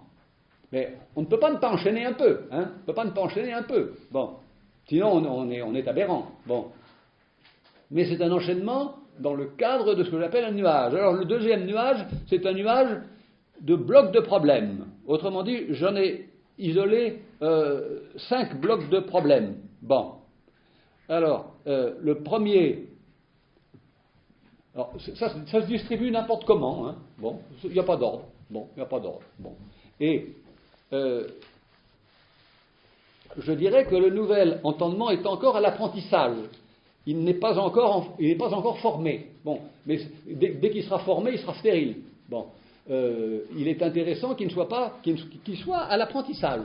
Bon, il est en train de prendre forme. Bon, et c'est ça qui me plaît. Bon, alors il faut s'orienter et circuler entre. Premièrement, ces blocs concernent quoi? Ces blocs concernent l'activité philosophique elle-même. Bon, comment elle se. Bon, alors, premièrement, il y a l'affaire simple, l'affaire très simple, qui est qu'il n'y a pas à, je dirais, tergiverser. La philo est du côté de l'activité et jamais du côté de la doctrine. Bon. Ça, c'est vital. Bon. Autrement dit, c'est pas parce que vous avez une connaissance sur le bout des ongles de la science de la logique que vous avez fait un iota de philo. Bon, vous êtes un spécialiste du texte hegelien. Bon, ou vous êtes un spécialiste de la doctrine hegelienne. Bon, et vous vous repérez très bien dedans, c'est parfait. Bon, je ne dis pas qu'il n'en faut pas, hein, voilà, je ne suis pas idiot. Bon, mais je dis que la philosophie s'est envolée. Pourquoi? Parce que elle a oublié qu'elle devait être confrontée, en particulier à des intuitions folles, en particulier à des signalements, en particulier. Alors, le deuxième bloc de problèmes concerne quel est l'agent philosophant. Et je lui donnerai une activité mineure. C'est quelqu'un qui est comme un aiguilleur. Je me souviens de Jean-François Lyotard disant un jour à quelqu'un qui demandait « Mais qu'est-ce que c'est que ça ? Comment je pourrais savoir, où est-ce que je pourrais trouver des indications sur un problème, je ne me rappelle plus le problème. Et il lui disait « Mais allez donc voir par là. Bon, allez donc voir par là, ça suffit. Bon, un aiguillage, pas plus. Bon, pas du tout une conduite, Pas du tout une conduction où on ne conduit pas par la main, on ne vous surveille pas, on aiguille. Bon, l'aiguilleur. Bon, on peut changer l'aiguillage, évidemment. Il peut y avoir des déraillements, c'est sûr, ça. Bon, mais l'aiguillage c'est un bon métier, être aiguilleur, je trouve, pour un philosophe. Bon. C'est un peu aigu, bon. Alors, troisième question, ce qui me soucie, c'est que je ne sais pas si le philosopher est isolable du vivre. Bon. Ça, je ne le sais pas du tout. Et je ne le crois pas du tout. Je crois que le philosopher n'est pas du tout isolable du vivre. Et que c'est évidemment ce que la tradition, je dirais, classique, bon, c'est-à-dire à partir de Descartes, bon, distingue un registre des raisons et puis le registre des expériences. Bon, le registre des raisons est imperturbable. Bon, en principe, c'est un enchaînement imperturbable. Bon, la philosophie n'est pas un enchaînement imperturbable. Bon, la philosophie est un enchaînement chaotique, avec des passions, des interruptions, des signalements, des ruptures, des faux pas. Bon, alors, qu'est-ce qu'il y a de plus dans la philo que dans la vie? Bon, simplement peut-être un petit peu plus d'intensité quand on a fait attention à un usage imprudent du mot exister. Bon. On fait souvent un usage imprudent en posant, je vous disais tout à l'heure, la question, mais comment ça existe ça? Comment ça peut exister ça? Bon, si on pouvait avoir un usage bien réglé du mot exister, la philosophie serait formidable. Bon, mais évidemment, l'usage lui-même du mot exister est perturbé. Bon, par exemple, est-ce que Dieu existe? Sans doute une très mauvaise question. La plus mauvaise des mauvaises. La plus mauvaise des mauvaises. Bon, et pourtant elle a beaucoup été posée. Hein. Bon, jamais je ne m'engagerai dans cette question-là. Jamais. Bon, alors comment les alors, à partir de là, si on ne pose pas la question, est-ce qu'il faut poser la question, ce que je n'ai pas vu n'existe-t-il pas? Bon, j'ai pas vu la Chine, donc est-ce qu'elle existe? Mauvaise question. Donc, c'est plein de mauvaises questions, l'existence. Bon, l'exister. Alors, vous vous rendez compte, un penseur comme Heidegger qui plante sa philo au milieu du mot exister. Paf, plein milieu. Alors, évidemment, il y a des contenus là-dedans. Bon, mais c'est évidemment une audace, ça, une grande audace. Grande audace d'oser planter le philo même dans la question de l'exister. Bon, c'est-à-dire, lui qui est un grand chatouilleur de questions, il met en contact deux choses qui ne vont pas bien ensemble, exister et questionner. Bon, exister et questionner, ça doit être approché de façon prudente, sinon ça fait court-circuit. Bon, mauvais court-circuit. Bon, mais il faut les rapprocher un peu pour qu'il y ait de l'intensité. Bon, alors il ne faut pas que ça touche, mais il faut que ça se rapproche. Donc c'est comme ça que il faut que la vie et la philosophie se rapprochent, mais ne se confondent pas. Et du coup, ça peut devenir intense. Bon. Quatrièmement, il ne peut pas y avoir de philosophie sans flair. Il faut du flair. Bon, qu'est-ce que c'est que ça, le flair?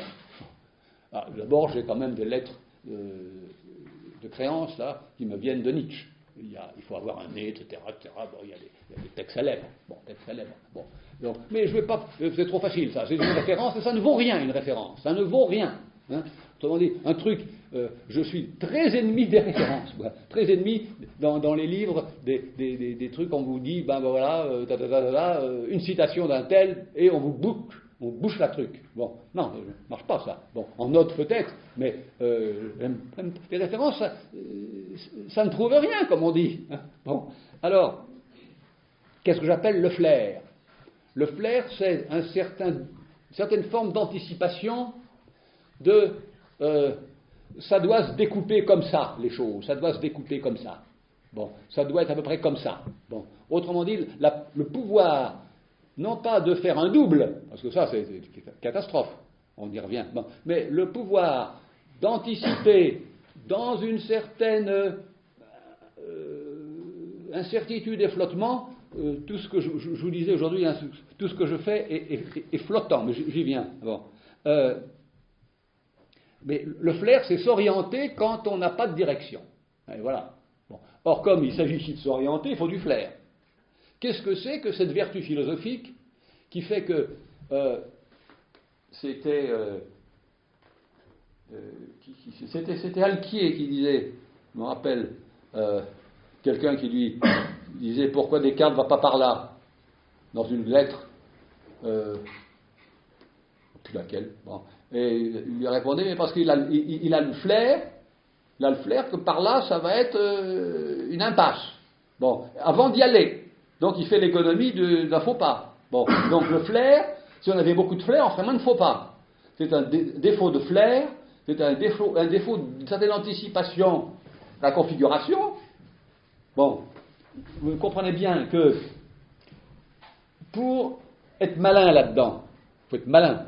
Il faut pas se cogner à tout, quoi. Hein.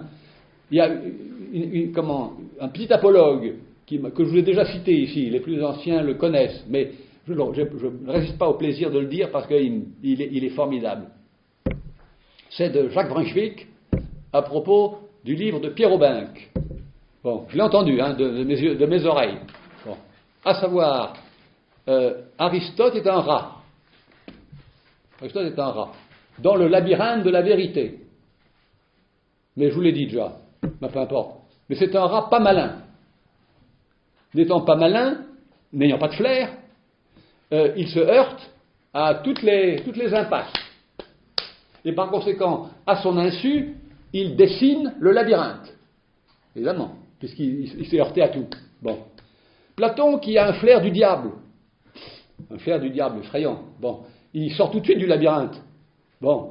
Mais sortant du labyrinthe, ça s'appelle la caverne. Hein, sorti de la caverne. Bon, il a un flair inouï. L'autre, là, Aristote, il reste longtemps dans la caverne. Tout longtemps, plom, il se heurte. Bon, ça s'appelle des apories hein, dans la langue technique. Bon, je veux dire que vous pensez que je rigole, mais non. Aporie, c'est se cogner comme ça parce qu'on n'a pas de flair. Bon, si on a de flair, on peut peut-être éviter certaines apories. Bon. C'est-à-dire éviter de s'engager. C'est manquer de flair qui m'a fait m'engager dans l'ornière. Bon, mais on ne peut pas avoir un flair absolu, hein, non plus. Mais c'est pas possible. Il faut être un peu idiot, hein, fatalement. Il faut être un peu idiot. Bon, peut pas. Bon, alors le flair. Donc, vous avez bien compris l'apologue. Autrement dit, Aristote, cet animal, entendons-nous pas malin. On repassera là-dessus. Hein. Enfin, comme rat, il n'est pas malin. Bon, comme rat. Hein. Bon, et par conséquent, il rencontre des arbres, il dit qu'est-ce qu'un arbre. Il rencontre des lapins, il dit tiens, qu'est-ce qu'un lapin. Bon, il s'intéresse aux vertus, il s'intéresse aux animaux, il s'intéresse aux constitutions, il s'intéresse aux parties du discours, il s'intéresse à tout. Tout ce qu'il rencontre, c'est bon. Bon, c'est bon, ça l'intéresse. Platon, non, il file plus. Bon, il file plus davantage vers. Bon, alors, ça, c'est bon, c'est important. Bon, alors. Une chose sur laquelle je ne vais pas revenir, c'est sur l'exercice, la modification de l'exercice naturel, parce que ça, j'en ai assez parlé. Donc, voilà 5 blocs entre lesquels il faudrait, évidemment, dans cette configuration, il faudrait s'orienter. Bon. Alors, tout là-dedans, toutes les déterminations sont à l'état flottant. Bon. J'insiste sur la notion d'état flottant, c'est-à-dire que la philo elle-même flotte dans l'incertitude de ses bords. Bon, c'est important de ne pas savoir quand commence et quand ne finit pas, quand ne commence pas, pardon, et quand ne finit pas une activité. Bon, il faut que ça déborde. Bon, au besoin, on nous tape sur les doigts, mais c'est pas grave ça. Bon, alors, ça c'est flottant, c'est-à-dire que si vous passez par là, parce que, évidemment, dès que vous touchez un pôle, il se modifie. Hein. Dès que vous touchez un pôle, donc il est modifié. Bon, s'il est modifié, c'est plus le même, donc la configuration est changée. où il y a ces déplacés, et donc tout ça est quand même animé d'une certaine mouvement, une certitude de localisation. C'est pas bien localisé, quoi. Je précise que précisément l'entendement dont je parle n'est pas un GPS. C'est pas un GPS. C'est-à-dire que, je ne sais pas trop ce que c'est, enfin j'emploie le mot parce que je vois que les gens l'emploient, je sais à quoi ça sert à peu près, c'est-à-dire que c'est pas fait, l'entendement que je préconise est le contraire d'un GPS. C'est-à-dire que c'est pas pour s'orienter, ce serait plutôt pour se désorienter d'une orientation trop forte. Nous avons subi des orientations très fortes, très très fortes. Je dirais, le flottement, il est simplement, je dirais, balisé par les repères du langage. Ce sont des repères du langage qui permettent de baliser. Et avec quelques balises, ça suffit. J'appelle balises ce qui vous signale, par exemple, à partir de là, vous entrez dans un domaine d'outrecuidance. À partir de là, vous ne pourrez plus faire de différence. À partir de là, vous allez poser de mauvaises questions. À partir de là, voilà les bornes auxquelles il faut toucher, et ça vous rappelle quelque chose, ça. C'est un peu comme ce jeu des autotamponneuses. C'est un peu ça. Voilà. Alors, je continue. Ça m'évite d'enclencher la philo. Comment elle démarre, la philo, d'habitude? Elle démarre soit à partir du sujet, soit à partir de la substance, soit à partir du retrait de sens. Ça c'est un des grands trucs, ça. Le sens est parti, c'est retiré, où est-ce qu'il est? On le cherche, et ça fait un grand... ça s'enclenche à partir d'une prolifération de fiction et de chimères. Alors, ce qui m'intéresse, c'est que l'enclenchement n'a pas lieu comme ça. La semaine prochaine, je vous dirai comment je vois l'enclenchement, mais ça va peut-être bouger d'ici la semaine prochaine. Mais ça donne un peu le tournis, tout ça, mais c'est pas grave. Attendez. Oui, alors, l'enclenchement dont je parle, il faut que je dise un mot avant une chose, pour que vous compreniez bien. Dans tout ce que je raconte, il y a évidemment un risque d'aporie. C'est-à-dire que vous vous engagez et là, vous ne pouvez pas avancer davantage. Par exemple, il y en a une qui est très grosse, c'est l'aporie. Est-ce que je vais pouvoir trancher entre un exercice préliminaire infini? Je suis toujours dans le préliminaire, là, moi. Je suis en train d'obéir encore à mon vilain penchant. Mais comment voulez-vous que je fasse autrement? Il est trop tard. Il faudrait que j'acquière une compétence. Comment voulez-vous que je devienne compétent en mécanique quantique? Comment voulez-vous que si je vous parle de mécanique quantique, je vais être risible. Je ne peux même pas amorcer le moindre mot. Par conséquent, je sais très bien que il faut... Ou bien alors j'arrête. Enfin, le jeu n'est pas moi, le jeu c'est un jeu de fiction. Ou bien il faut arrêter, on arrête tout, ou bien on continue, malgré les énormes régions où on est averti qu'il ne faut pas pénétrer. C'est un peu décevant, ça. C'est l'heure, pardon? Ah oui, c'est le monsieur est après. Alors, écoutez, je vais simplement terminer sur problème qui je vais relancer la semaine prochaine, à savoir que tout ça m'amène à dire qu'une philosophie est précédée par le style dans lequel elle va s'enclencher, autrement dit, à s'amorcer. Une philosophie est précédée, elle est précédée par rien en principe, elle est précédée par le style dans lequel on va s'y prendre. C'est la façon de s'y prendre qui va faire la philosophie. Alors, l'enclenchement peut être tout de suite. Il peut être jamais. Jamais enclenché. Toujours en train. D'une certaine façon, je pourrais dire que Husserl, jamais enclenché. Immense philosophe, il n'a jamais enclenché. La phénoménologie est toujours la quête pour atteindre la phénoménologie. Avec du retard. avec du retard, par la voie courte ou la voie longue, avec ou sans appui. C'est très important ça de savoir si on a ou pas d'appui, un appui théologique, politique, je ne sais pas, un appui pour avancer. Bon, le plus intéressant, c'est évidemment, le plus séduisant, c'est la philosophie sans appui. Bon, sans appui, évidemment, sur porte-postelle, sur rien. Bon, sur rien. Bon. Alors, avec ou sans garantie. Ça, moi, j'insiste beaucoup là-dessus. Avec ou sans garantie. Enclencher la philo sans garantie. Bon, sans garantie d'issue. Et puis enfin, il y a une affaire qui m'occupe, c'est la différence entre le par soi et le par ailleurs. Mais j'y viendrai la semaine prochaine, parce que je crois que l'heure est arrivée. Alors, ce que je faisais aujourd'hui, c'est simplement ça prend beaucoup de temps le début. Hein. Bon, vous me direz, ça c'est le défaut des préliminaires. Ce sont des préliminaires, mais je ne peux pas les éviter. Même pour parler, je ne peux pas les couper. Sinon, il faut que je passe réellement tout de suite à autre chose. Mais si je passe réellement tout de suite à autre chose, vous allez dire, mais qu'est-ce qu'il est devenu? Qu'est-ce qui lui est arrivé? Bon, si tout d'un coup je me mets à vous parler de choses que... D'abord, il faudrait une compétence. Hein. Bon, ça ne s'invente pas. Bon, alors, c'est un problème très difficile, je vais arrêter. Hein. C'est un problème très difficile de savoir si on peut être à égalité, comme disait Hölderlin à propos de Sophocle, est-ce qu'on peut être à égalité philosophant et compétent? C'est ma question. Est-ce qu'on peut être à égalité philosophant et compétent? Bon, à égalité. Hein. Bon, alors, on reprendra ça, pas ça, mais enfin, quelque chose par là, la semaine prochaine. Merci de votre